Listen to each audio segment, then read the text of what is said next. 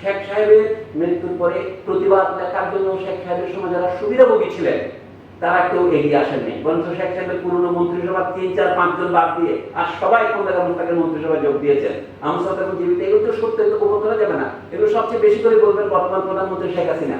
তিনি বারবার বলেন যে আমি দেখেছি এরা সবাই কাপুরুষ, তার পার্টির নেতাদের সম্পর্কে তিনি বলছেন। আহমদ ছিলেন সেই ব্যক্তি যিনি শেখ সাহেবের আমাদের নিজের গায়ে কেরোসিন দিয়ে চাদর জড়িয়ে আত্মহত্যা করতে চেয়েছিলেন একটি ঘটনার প্রতিবাদ করার জন্য। ওইটা প্রতীকী ঘটনা। বিখ্যাত ঔপন্যাসিক হুমায়ুন আহমেদের পরিবারের কাহিনী।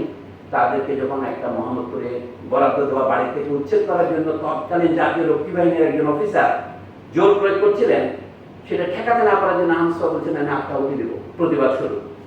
ভাগ্যিস সেখানকার আবু জাফর সাহেব ছিলেন, যিনি শেখ সাহেবের ব্যক্তিগত বন্ধু সমবয়সী। সেই সেখানকার আবু জাফরের হস্তক্ষেপে ওরা অর্ধেক বাড়ি ফেরত পায়, সমাধান করেন। শেখ সাহেবের বিচারের একটা নমুনা হচ্ছে উপরের তলা এরা থাকবে, হুমায়ুন আহমেদের পরিবার নিচের তলায় রক্ষী বাহিনীর অফিসার পাবে। এইটা বিচারের কথা সকলেই জানেন। সেই আহমদ যিনি গণকণ্ঠে লিখে যাকে বলা হয় প্রতিনিয়তই নির্যাতনের মুখোমুখি হচ্ছিলেন শাসক দলের কাছ থেকে, তিনি শেখ সাহেবের মৃত্যুর পরে একমাত্র লেখক বুদ্ধিজীবী যিনি এই প্রতিবাদটা করেছিলেন। এটা একটা রূপক প্রবন্ধ। বাঙালি মুসলমানের মনে আর কিছুই নয়, অর্থাৎ তার দেশ স্বাধীন করার 3.5 বছরের মধ্যে সে তার দেশের ভালো হোক মন্দ হোক প্রতিষ্ঠাটাকে তারা তাদেরকেও খুন করেছে।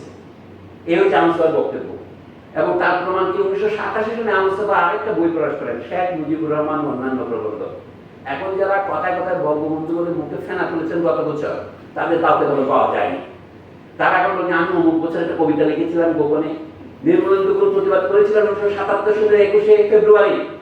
আমি কবিতায়, আমি কারো রক্ত চাইতে আসিনি, আমি কবিতায় শেখ মুজিবের কথা বলতে এসেছি। শাহবাগ পেরিয়ে যেতে ঘূর্ণমান জলের ঝর্ণাটি বলেছে আমাকে। এই কবিতা 77-এ লেখা। আহমদ সাহেবটা কবে 76 ফেব্রুয়ারি মাসে ছাপা হয়েছে। এটা আপনার সময়টা খেয়াল করেন। শেখ সাহেবের মৃত্যুর 6 মাস পার হওয়ার আগে তখন তার এটা লেখা সম্ভব নয়। তিনি সেখানে শেখ সাহেবের নাম নাই, জিয়াউর রহমানের নাম নাই, কোনো জিয়াউল হকের নাম নাই, কিন্তু আকলমান কা লিয়ে ইশারা ভি কাফি হ্যায়। পড়ে দেখেন এই প্রবন্ধে কি লিখেছেন।